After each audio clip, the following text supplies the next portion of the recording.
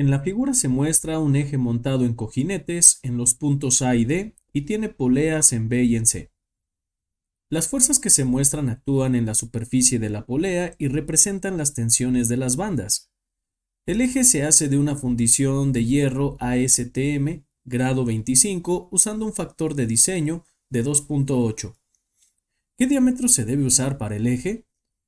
Como pueden apreciar, nosotros tenemos un sistema de poleas, las cuales están montadas sobre el eje que nosotros deseamos diseñar. Algo que podemos apreciar a primera vista es que el eje tiene una sección uniforme, es decir, la sección AD va a ser igual a la sección CD, por ejemplo, suponiendo que esta es la parte de D, y así sucesivamente, todo va a tener la misma sección. Lo que el problema nos está solicitando es calcular qué diámetro debe de tener este eje para cumplir con el factor de seguridad que a nosotros nos están indicando, con el material también indicado. Para dar inicio con este problema, primero necesitamos determinar todas las fuerzas y todos los torques que están involucrados en este problema.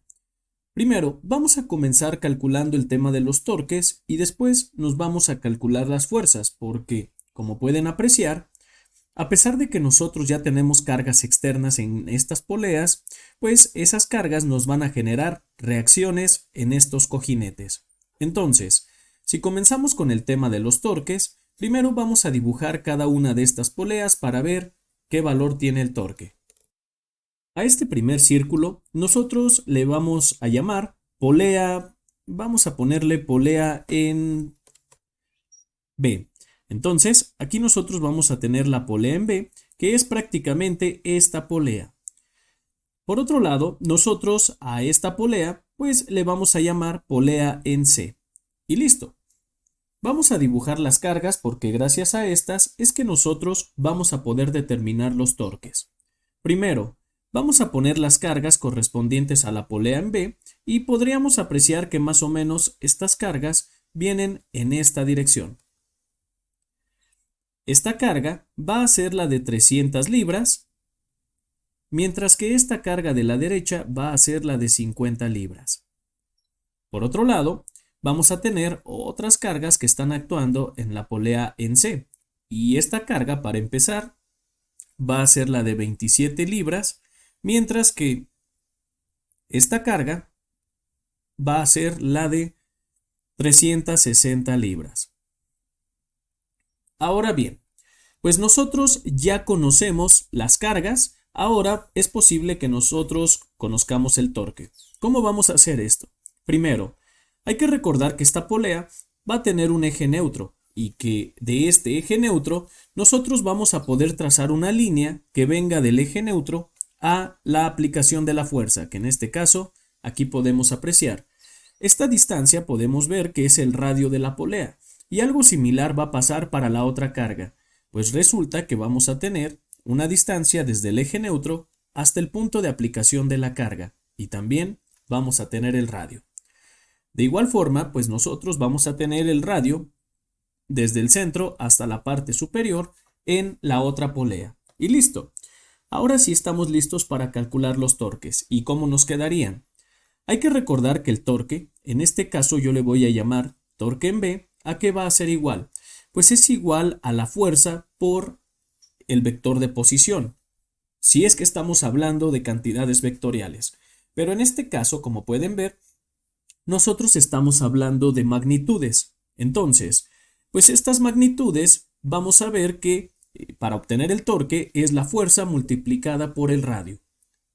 Es muy importante determinar el sentido de giro que va a generar estas fuerzas porque de ello depende si los torques se van a sumar o se van a restar. Por ejemplo, si yo aplicara esta carga de 300 libras, solamente nos olvidamos ahorita de esta de 50 libras, nos daríamos cuenta que nuestro elemento va a girar en esta dirección. La polea giraría en esta dirección, que es un sentido horario. Sin embargo, en el momento en el que yo aplique esta carga, olvidándome de esta, pues el giro de la polea sería en un sentido antihorario. Vendría más o menos así. Por lo tanto, para determinar los torques, yo voy a decir que las fuerzas, o más bien el giro en sentido horario, es positivo. Y veamos. Para obtener el torque que provoca esta carga, pues vamos a multiplicar la fuerza, que es de 300 libras, y lo vamos a multiplicar por la distancia. La distancia, nosotros podemos apreciar que es el radio. Si observan el dibujo, nos daremos cuenta de que nosotros tenemos un diámetro de 8 pulgadas. Por lo tanto, vamos a tener un radio de 4 pulgadas. Pero atención, porque esta polea no está sometida nada más a la carga de 300 libras, sino que está sometida a la de 50 libras, y esto me va a traer como consecuencia un giro en sentido contrario. Entonces, vamos a poner el signo menos y vamos a poner que es la carga de 50 libras por la distancia. La distancia sigue siendo de 4 pulgadas, ya que estamos hablando de la misma polea y por lo tanto tiene el mismo radio.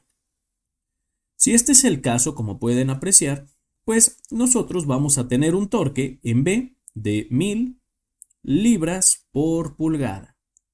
Y listo. Hasta aquí nosotros ya tenemos el torque en B. Y como estamos hablando de diseño mecánico, sabemos que nuestro elemento está prácticamente en equilibrio. Eso quiere decir que el torque que va a estar en C tiene que ser forzosamente también de 1000 libras, pero en un sentido contrario. Como pueden apreciar, nosotros sacamos un signo positivo como resultado. Eso quiere decir que nosotros vamos a tener el giro resultante en un sentido horario. Así vendría nuestro torque. Sin embargo, vamos a comprobar que efectivamente esta polea debe de dar un torque de 1000 libras. En caso de que no nos diera esa cantidad, entonces no estaríamos hablando de un problema estático, sino más bien estaríamos hablando de un problema dinámico. ¿Y cómo nos quedaría? Pues bien, vamos a tener nosotros que es el torque, lo vamos a poner como torque en C. Torque en C, ¿a qué va a ser igual? El mismo procedimiento exactamente que utilizamos en el torque anterior. Vamos a tener que esta carga de 27 libras me da un giro en sentido horario. Entonces vamos a tener que son las 27 libras que van a multiplicar al brazo de palanca, que en este caso es el radio de la polea C, que podemos apreciar de acuerdo a la ilustración que vamos a tener 3 pulgadas de radio porque son 6 pulgadas de diámetro. Entonces vamos a poner por 3 pulgadas de radio. Después vamos a tener menos 360 libras que van a multiplicar el brazo de palanca, que en este caso estamos hablando de 3 pulgadas. Y listo. Si nosotros hacemos las operaciones, nos vamos a dar cuenta de que nuestro torque en D es de menos 999.9 libras por pulgada. Podemos apreciar que, al menos a mí me dio este resultado, es muy cercano y que probablemente algo que puede estar pasando es que omití algún decimal en las operaciones. Pero lo más interesante de todo esto es que podemos apreciar que prácticamente nuestro elemento se encuentra en equilibrio. Eso quiere decir que el giro de esta polea, o más bien el torque, porque van a girar ambas en la misma dirección, pero el torque va a venir en un sentido antihorario. Esto nada más era por cultura general para que vean cómo cuando estamos hablando de diseño de elementos mecánicos, siempre comenzamos primero con un análisis estático. Ahora bien, hasta aquí nosotros ya tenemos los torques. Bueno, en realidad ya tenemos el torque de esta polea, que es el mismo de esta, pero en sentido contrario. Nos hace falta conocer las reacciones que nosotros vamos a tener en los cojinetes. Pero para poder obtener estas cargas, es necesario que primero observemos nuestro sistema cartesiano, porque para poderlas obtener, nosotros vamos a tener reacciones en más de un plano. Por ejemplo, si me permiten poner las reacciones, nosotros tendríamos las siguientes. Vamos a tener una reacción que va a venir en la dirección Y, aquí en el cojinete. Y aquí, desde luego que nosotros le vamos a llamar RA y le vamos a poner Y. Por otro lado, vamos a tener una reacción que viene en la dirección Z. Y nosotros a esa reacción le vamos a llamar RAZ. En X ya no vamos a tener reacción porque no tenemos ninguna carga axial. Entonces, nos vamos al siguiente cojinete. ¿Y qué podríamos sacar aquí? Pues podríamos apreciar que también vamos a tener una reacción que viene en la dirección Y, a la cual le vamos a llamar R de Y, mientras que también vamos a tener nuevamente otra reacción adicional, más o menos en esta dirección, que le vamos a llamar R de Z. Y listo. Hasta aquí nosotros ya tenemos ilustradas nuestras reacciones, y si se están preguntando por algún motivo por qué las consideré en esas direcciones, la realidad es que, como no conozco las cargas, yo las puedo suponer en el sentido que yo quiera. Sin embargo, una vez que se conocen, ya no podemos modificar el sentido, porque ese signo nos va a decir si estábamos en lo correcto o no. Así que bien, hasta aquí nosotros ya tenemos nuestros diagramas, pues vamos a hacer el diagrama de cuerpo libre, pero atención, estos diagramas de cuerpo libre los vamos a hacer a través de planos. Y primero vamos a comenzar con el plano XY. ¿Qué quiere decir esto? Que solamente vamos a considerar las cargas que están actuando, o las cargas y las distancias, que actúan en X y que actúan en Y. Todo lo que vaya en la dirección Z nos vamos a olvidar momentáneamente de esto. Entonces, vamos a poner nosotros que es el plano y vamos a comenzar con el plano XY. ¿Y cómo quedaría mi diagrama de cuerpo libre en este plano? Pues el diagrama quedaría más o menos de la siguiente forma. Aquí nosotros tenemos nuestro eje, el cual, por cierto, vean cómo la longitud del eje viene en la dirección X. Y las cargas que vamos a considerar, pues son las cargas que vienen en la dirección Y. ¿Cómo quedaría entonces esto? Primero, vamos a tener esta carga RAY. La vamos a poner de esta manera y pues vamos a ponerle su nombre. Después, vamos a tener más o menos a esta distancia de 8 pulgadas, dos cargas hacia arriba. Pero si ustedes observan, si ven el eje de costado, estas dos cargas se verían como una carga resultante solamente, y es lo que voy a hacer justo ahora. Voy a expresar esas dos cargas de tal modo que las voy a poner como si fueran una carga resultante. Y su magnitud será de 350 libras.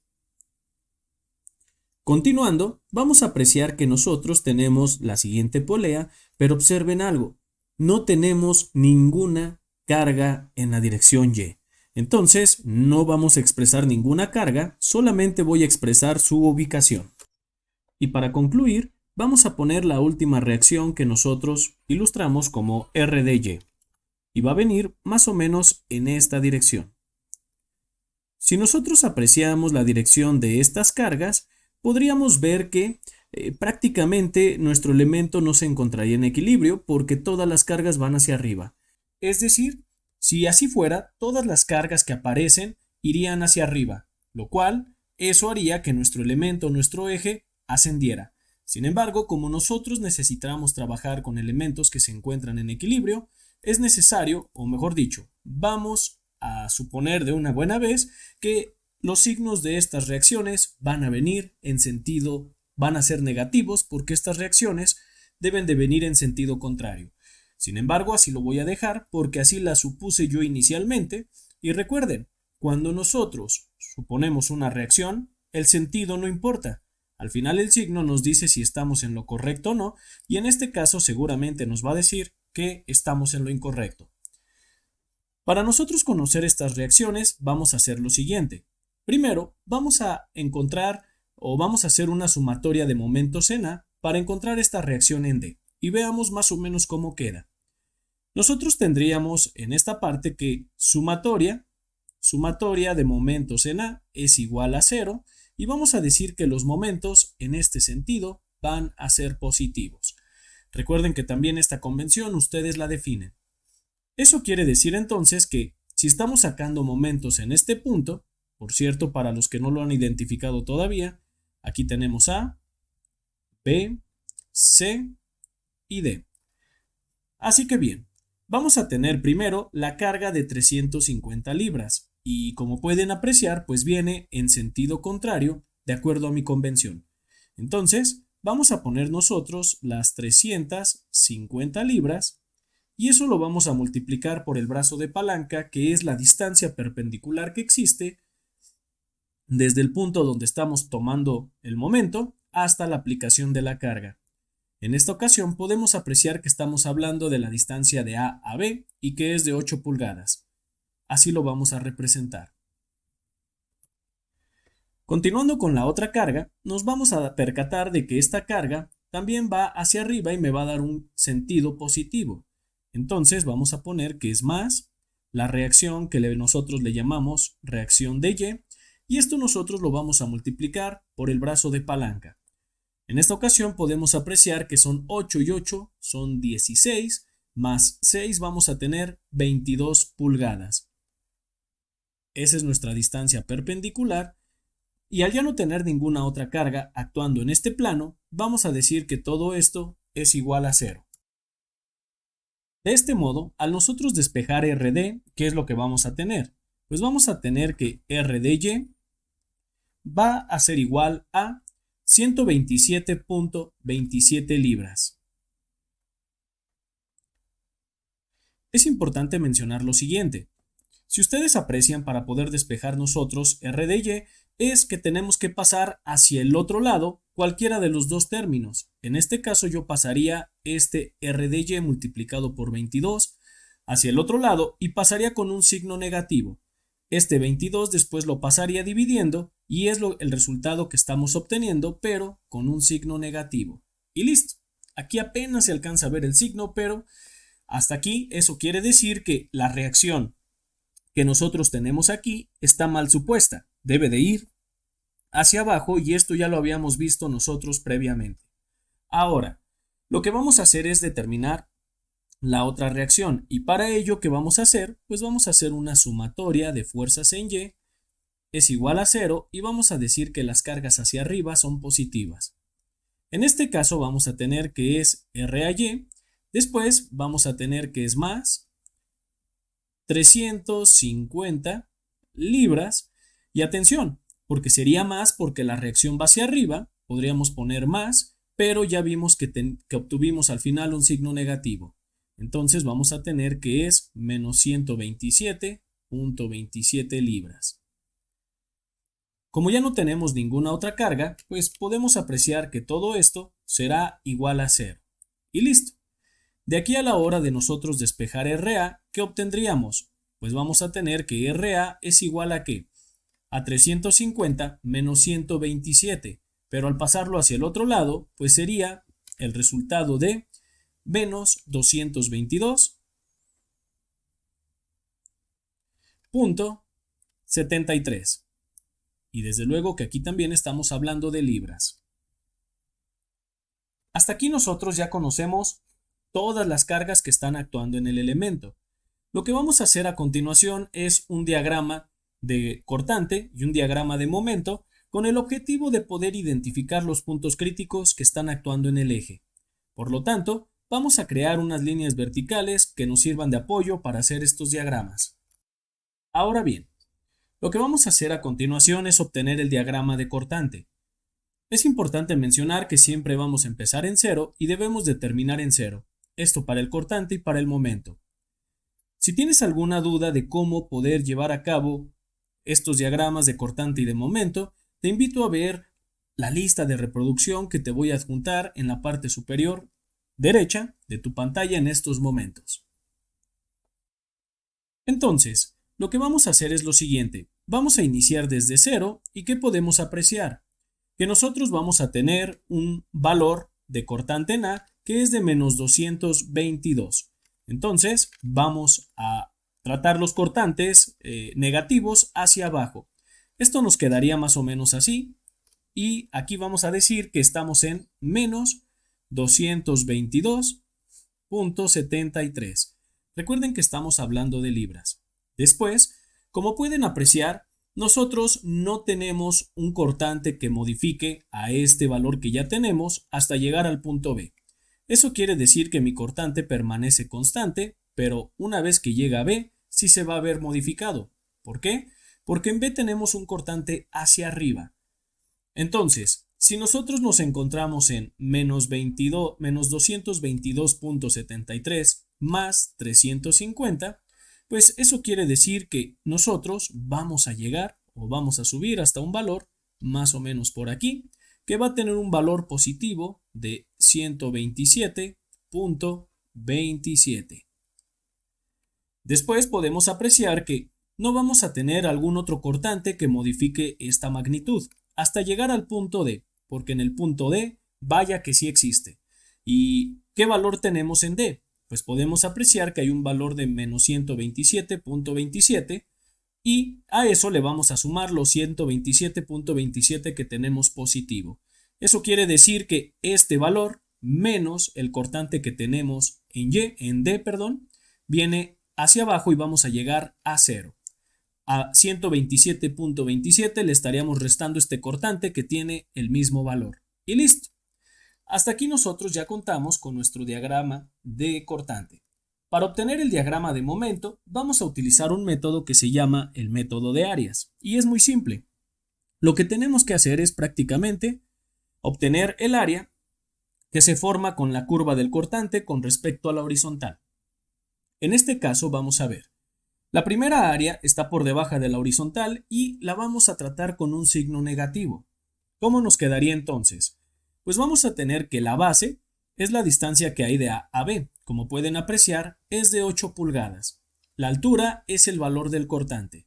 Entonces, si nosotros consideramos la base por la altura, pues más o menos nuestro momento va a llegar hasta este punto. ¿A dónde bajamos? Pues si multiplicamos menos 222.13 por 8 pulgadas, vamos a bajar a menos 1781.24. Recuerden que aquí nosotros estamos hablando de libras por pulgada. Después podemos apreciar que tenemos esta área que se forma en BC. ¿Sí? Nosotros podríamos obtener el área completa con toda esta base y esta altura, como pueden ver, pero va a ser como el punto C es un punto crítico porque ahí se encuentra la otra polea, ya la veremos en el siguiente plano, a nosotros nos conviene mejor poner esa discontinuidad y sacar el área más o menos aquí en C. Entonces, ¿qué podemos apreciar? Que si nosotros actualmente nos encontramos en menos 1781.24, le vamos a sumar la base que nosotros podemos apreciar que es de 8 pulgadas también, y a esto lo vamos a multiplicar por la altura. Recuerden que la altura es el valor del cortante, que en esta ocasión es de 127.27. Y nuestro valor va a subir desde menos 1781.24, más o menos hasta, a partir de aquí, va a subir más o menos por aquí. Seguimos teniendo valores negativos de menos 763.08. Después tenemos otra área que es esta que se muestra aquí. Va a ser positiva desde luego. Entonces, a este valor que nosotros ya tenemos de menos 763.8, le vamos a sumar la otra área, que en este caso podemos apreciar que sería de 6 pulgadas de base, que va a multiplicar a 127.7 de altura. Y el resultado que vamos a obtener es, en mi caso me dio de 3.12, pero vean los valores que estamos manejando. Debería de dar 0, pero por los decimales que omití, pues prácticamente no da 0. Pero vamos a decir que está cerrando perfectamente, ya que si ustedes lo hacen utilizando al menos 5 decimales, se va a aproximar todavía más el cierre al valor de 0. Entonces, aquí nosotros podemos apreciar que en este plano, el momento máximo se encuentra en el punto B y el que le sigue en magnitud es el momento en el punto C. Antes de pasar al siguiente diagrama, es importante mencionar que el valor que vamos a tener aquí no es de punto 24, es de punto 84. Más o menos así va a quedar, o incluso vamos a borrarlo y vamos a volverlo a poner. Y listo. Ahora vamos a pasar al siguiente plano y vamos a hacer un procedimiento similar. Si tienes más dudas de cómo es que están saliendo estos diagramas de cortante y de momento, te invito a ver el video que aparece en la tarjeta en la parte superior derecha de tu pantalla. Así que bien, vamos a dibujar nosotros ahora el siguiente plano, y este otro plano queda más o menos de la siguiente forma. Hasta aquí nosotros vamos a tener nuestro eje, como se puede apreciar, y vamos a dibujar las cargas, pero atención, recuerden que ahora que nosotros estamos trabajando en este plano, y a este plano le vamos a llamar XZ. Eso quiere decir que hasta aquí nosotros vamos a considerar las cargas que van en la dirección Z, y vamos a ver cuáles son estas. Primero, podríamos apreciar que nosotros vamos a tener una reacción en el punto A, que sería esta reacción que tenemos aquí. La vamos a suponer que va hacia abajo y le vamos a llamar, desde luego, RAZ. Después, podemos apreciar que las cargas en esta polea vienen en la dirección Y, por lo tanto no las vamos a considerar, pero sí vamos a dejar el hueco de la polea para después dejarlo como una discontinuidad, y con base en esto, pues nosotros vamos a poder determinar el momento y el cortante en este punto. Después nos pasamos al punto C, y lo que vamos a tener en el punto C es que vamos a tener estas dos cargas que van en la dirección en Z. ¿Y cómo las podríamos representar? Pues nosotros podemos representar esas dos cargas como una sola carga actuando en la misma dirección, que en este caso la magnitud de dicha carga sería de 360 libras más los 27 libras que aparecen en la misma dirección, dando como resultado una fuerza de 387 libras, y desde luego que nosotros vamos a suponer esa fuerza hacia arriba. Vamos a decir que es de 387 libras. Y listo. Nada más vamos a concluir nuestro diagrama de cuerpo libre con una reacción que aparece en el punto D, que por cierto, si ustedes observan el dibujo original, pues vamos a tener que esta reacción es RDZ. Y justamente, pues la vamos a poner de esta manera. Así que bien, vamos a utilizar un procedimiento similar y vamos a determinar las cargas externas que están actuando en este elemento. ¿Qué cargas estarían actuando entonces? Hasta aquí nosotros podemos apreciar que las cargas que están actuando, o más bien, vamos a encontrar las reacciones en Z de la siguiente forma. Vamos a comenzar con una sumatoria de momentos en A y vamos a decir que esta es igual a 0 y que en este sentido los momentos van a ser positivos. Eso quiere decir que vamos a tener esa carga de 387 libras, que es positivo porque me va a dar un giro en la dirección de mi convención, y lo vamos a multiplicar por el brazo de palanca. Recuerden que es la distancia perpendicular que existe desde donde estamos aplicando el momento hasta la aplicación de la carga. En este caso, estamos hablando de que la distancia es de 16 pulgadas. Después vamos a considerar la carga que aparece del otro lado, que podemos apreciar que nos da un giro en sentido contrario, es decir que vamos a tener menos R dz, que va a multiplicar al brazo de palanca, que es la distancia perpendicular desde A hasta el punto de aplicación, y que podemos nosotros apreciar que en esta ocasión es de 22 pulgadas. Como ya no tenemos nosotros ninguna otra carga, vamos a decir que todo esto es igual a 0. Si nosotros despejamos de aquí R de Z, pues vamos a tener que su valor a qué es igual.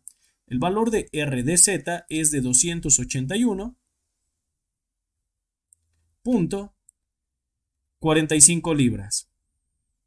Y listo. Ahora sí, hasta aquí nosotros ya tenemos el valor de esta reacción. Nos hace falta el valor de la reacción RAZ. Para ello, voy a hacer en esta parte superior una sumatoria de fuerzas en y voy a decir que las fuerzas que se dirigen hacia arriba van a ser positivas. ¿Cómo quedaría esta sumatoria de fuerzas en Y? Podemos apreciar que RAZ nosotros la supusimos hacia abajo. Entonces le vamos a poner menos RAZ. Por cierto, es importante mencionar cómo el valor que nosotros obtuvimos de la reacción en Z, en D, es positivo. Eso quiere decir que nuestra suposición fue correcta. Entonces, pues vamos a tener menos RAZ, después vamos a tener un valor de más 387 libras, y después vamos a tener que es menos RDZ, que en esta ocasión, al tener un valor positivo, quiere decir que nuestra suposición fue correcta. Entonces vamos a tener menos 281.45 libras. Y desde luego que todo esto va a ser igual a 0. Si nosotros despejamos R a Z, vamos a tener el siguiente valor. R a Z es igual a, con signo positivo, 105.55 libras. Y listo. Hasta aquí nosotros ya hemos determinado tanto las reacciones en ambos planos. Vamos a hacer algo similar, vamos a trazar algunas líneas de apoyo que nos van a servir para generar nuestro diagrama de cortante y de momento. De manera similar al diagrama anterior, vamos a iniciar en 0 y podemos apreciar que tenemos una carga que se llama RAZ y que por cierto va hacia abajo. Entonces la vamos a considerar más o menos en esta dirección y podemos apreciar que su magnitud es de menos 105.55. Después podemos apreciar que no hay un cortante que modifique a esta magnitud hasta llegar al punto C, más o menos a esta posición. Por cierto, es importante nosotros nombrar a A, B, C y D. Entonces, hasta aquí nosotros tenemos esta magnitud de cortante, pero podemos apreciar que si estamos en un valor de menos 105.55, le vamos a tener que sumar este cortante porque va hacia arriba. Esto nos va a llevar a un valor de, hacia arriba, positivo, más o menos de 281.45. Las unidades son en libras. Después podemos apreciar que no hay ningún otro cortante que modifique esta magnitud hasta que llegamos al punto D. Y en el punto D tenemos un cortante negativo que se va a restar con este valor. Y podemos apreciar que el cortante negativo prácticamente tiene la misma magnitud. Es decir, 281.45 menos 281.45 y esto nos va a dar como resultado 0. Y listo. Vamos a hacer ahora nuestro diagrama de momento y para ello nuevamente vamos a utilizar el método de áreas. ¿Cómo nos quedaría? Vamos a iniciar en 0 y lo primero que vamos a hacer es determinar el valor de esta área que nosotros tenemos aquí. ¿Qué valor tiene esta área? Pues bien, la base que tenemos es de 8 pulgadas y la altura es de 105.55. Eso quiere decir que vamos a tener un valor, al multiplicar la base por la altura, de 844.4. Las unidades son libras por pulgada. Después tenemos un área por debajo de la horizontal, quiere decir que también va a ser negativa y lo que vamos a tener que hacer es que a este menos 844.4 le vamos a restar esta área que se está formando. Entonces, a menos 844.4 nosotros le vamos a restar la base que es de 8 pulgadas y la altura que es de 105. ¿Sí? Como pueden ver sería prácticamente el doble y eso quiere decir que vamos a bajar hasta 1688, lo voy a poner de este lado, menos 1688.8 y estamos hablando de libras. Después podemos apreciar que tenemos un área por arriba de la horizontal, quiere decir que va a ser positiva o que lo vamos a sumar. Entonces, pues nosotros vamos a tener que esa área sería de la base de 6 pulgadas y la altura de 281.44. El valor es de 1688.8 positivo. Al hacer la operación de esta sumatoria, pues vamos a llegar a 0. Y listo. Podemos apreciar nosotros que en nuestros planos, en un punto, B tiene el momento máximo y en otro punto lo tiene C. La pregunta es, ¿y cuál de los dos debemos de considerar? Pues presten mucha atención porque la respuesta está en el momento resultante. Vamos a sacar el momento resultante en ambos puntos y el que tenga mayor magnitud es el que nosotros vamos a utilizar en nuestra teoría de diseño. Para obtener nosotros los momentos resultantes vamos a ver cómo hacerlo. Primero vamos a concentrarnos en los momentos que tenemos en el punto B y quedarían de la siguiente forma. le vamos a llamar momento en B. ¿Y esto a qué va a ser igual? Pues esto va a ser igual más o menos a lo siguiente. Para sacar la resultante, vamos a elevar a cuadrado el primer momento que obtuvimos en el punto B, que podemos apreciar que es de menos 1781.24. Esto lo vamos a elevar al cuadrado. Por cierto, si ustedes se están preguntando de ¿y por qué es negativo cuando debería ser positivo? Recuerden que es solamente una convención. Si ustedes gustan, pueden invertir la convención y desde luego que les va a dar la misma magnitud. Continuando entonces, ya pusimos primero el momento en B en el plano XY. Ahora vamos a poner el siguiente momento en B, pero en el plano XZ. Y este tiene una magnitud de menos 844.4. Desde luego que también lo vamos a elevar al cuadrado. Si nosotros hacemos la operación, vamos a tener un momento resultante de 1971.79. Y esto me quedaría como libras por pulgada. De manera análoga, vamos a obtener el momento resultante en C. ¿Y cómo se vería o cómo quedaría? Pues quedaría más o menos de la siguiente manera. Vamos a tener nosotros que, primero, el momento en C, en el plano XZ, es de 763.68. Esto lo vamos a elevar al cuadrado, más el momento que tenemos en el punto C en el otro plano, que es de 1688.8.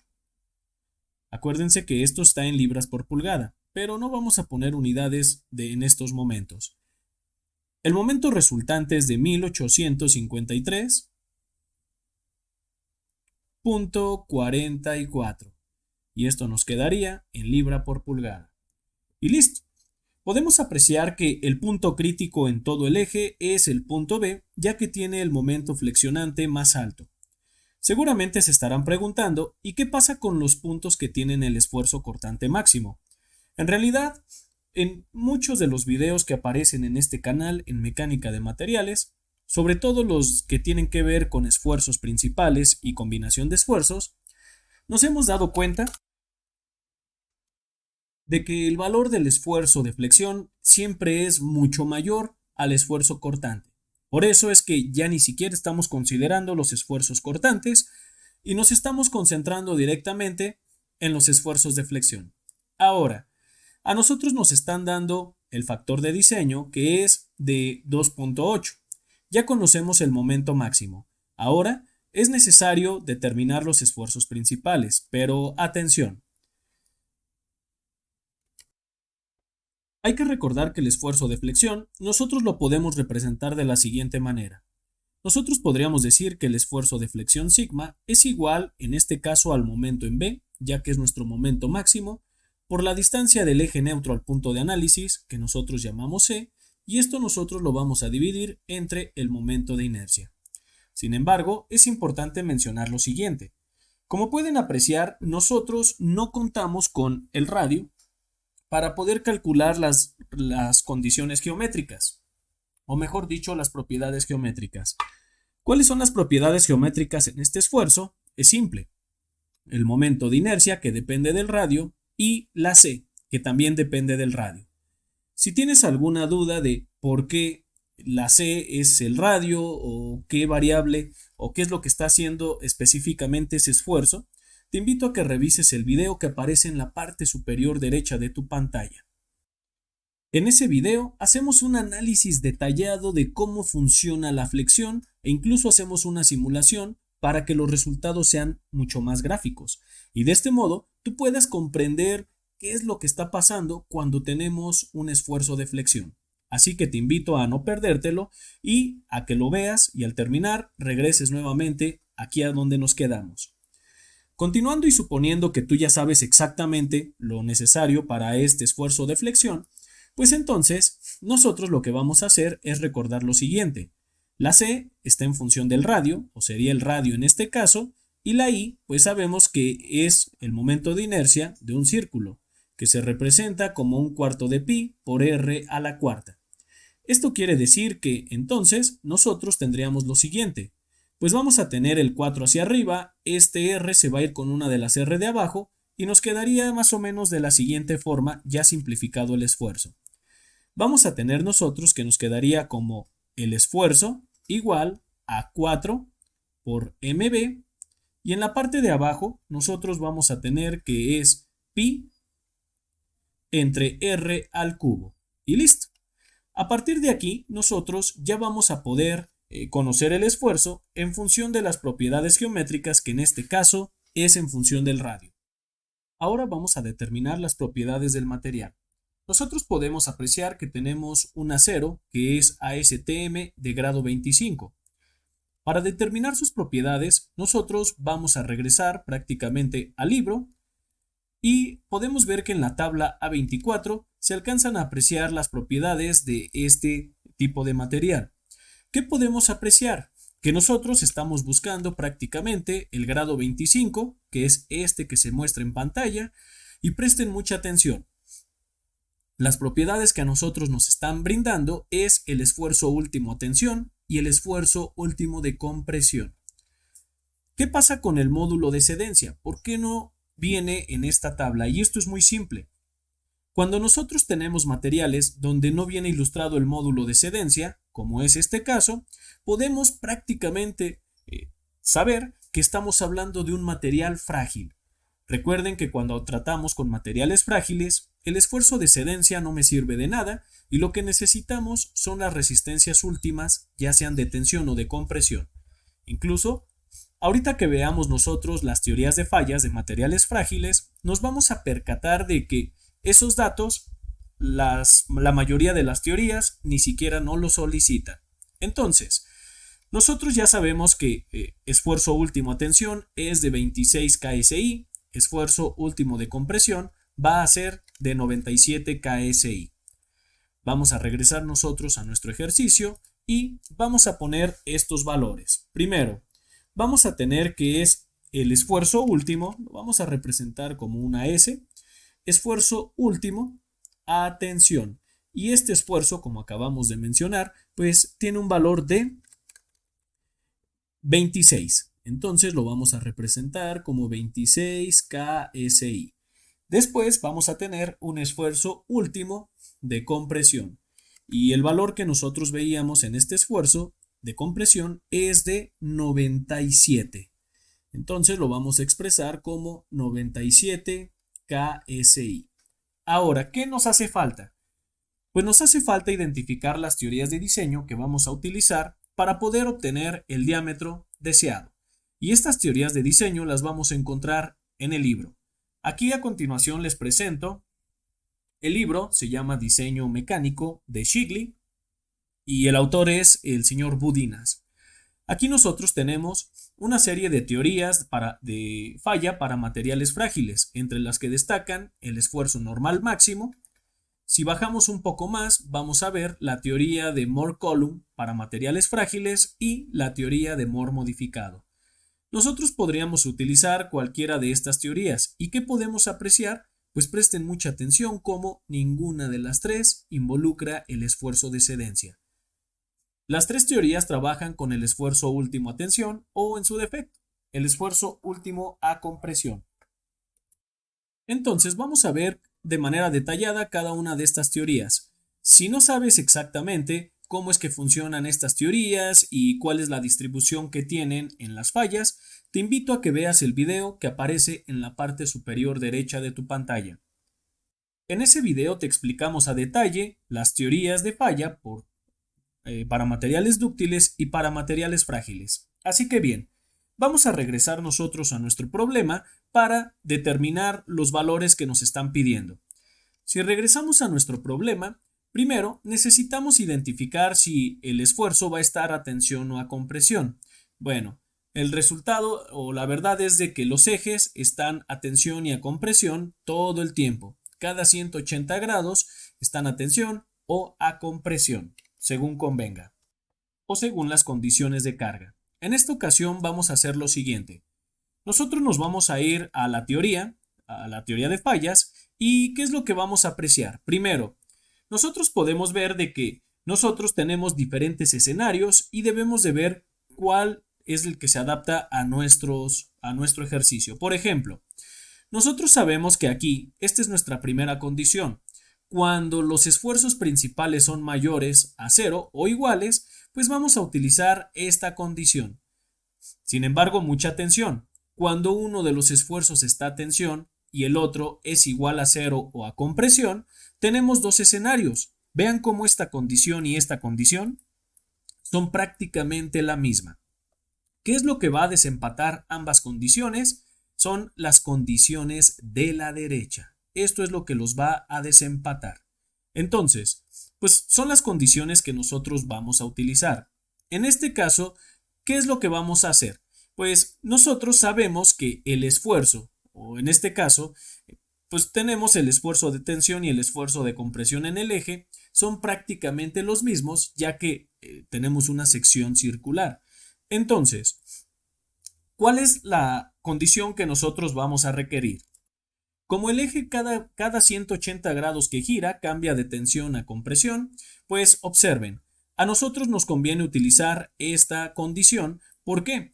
Porque si ustedes observan, nuestra primera condición está en función del esfuerzo último a tensión, mientras que la segunda está en función del esfuerzo último a compresión. Y como este es mayor, pues el factor de seguridad va a ser menor. Necesitamos, como quien dice, el factor de seguridad más crítico o la condición donde sea más crítico el esfuerzo. Y en este caso, pues es donde la resistencia última está a tensión porque es menor. La siguiente condición es la que tenemos aquí. ¿Y por qué no la vamos a ocupar? Porque observen, si nosotros decimos que sigma B es igual a 0, porque recuerden que nosotros tenemos solamente un esfuerzo principal, pues eso quiere decir que esto sería igual a 0. Y al final de cuentas, hay que recordar que el esfuerzo de compresión es mayor al esfuerzo de tensión, a los esfuerzos últimos. Eso quiere decir que este valor, sin dudarlo, es mayor a 0. El valor de la izquierda es de 0 porque sigma B es igual a 0, pero el valor de la derecha, ingenieros, es mayor a 0, desde luego. Eso quiere decir que entonces la condición que nosotros estamos buscando es esta que se muestra a continuación. ¿Qué pasaría con esta condición? Pues observen, sabemos que el valor de la izquierda es 0, pero atención, el esfuerzo último a compresión entre el esfuerzo de tensión, ¿qué es lo que tendríamos? Es más, vamos a hacerlo para que ustedes puedan apreciar de manera más gráfica. De acuerdo a esa teoría de fallas, nos dice que debemos de hacer la desigualdad de que el esfuerzo de compresión, lo que le llaman esfuerzo último de compresión, lo vamos a dividir entre el esfuerzo último de tensión. Esto es que nosotros vamos a tener 97 KSI y lo vamos a dividir entre 26 KSI. Esto nos va a dar a nosotros como resultado un valor de 3.73. ¿Y qué podemos apreciar nosotros de este valor? Pues que este valor es mayor a 0. Entonces, hay que recordar que nosotros, nuestra condición de sigma B entre sigma A, pues es igual a 0. ¿Por qué? Porque nosotros sabemos que sigma B es igual a 0 y que nada más tenemos un esfuerzo normal. Entonces, eso quiere decir que, observen, viendo las condiciones que nos muestra el libro, pues tenemos que la condición que vamos a utilizar o la desigualdad que se cumple es la siguiente. Vamos a tener que 0 es menor o igual a ¿qué? A 3.73. Claro, esta es la desigualdad que se está cumpliendo y si nosotros regresamos a nuestra teoría de fallas, vamos a ver que prácticamente es esta la que se cumple. Entonces, eso quiere decir que sí, tenemos un esfuerzo, sigma B es igual a 0, vean cómo sí incluye el menor o igual, y tenemos que sigma A es mayor a 0. Entonces, también se cumple esta condición y eso quiere decir que la ecuación que nosotros vamos a implementar es esta, de sigma A. Así que bien, pues vamos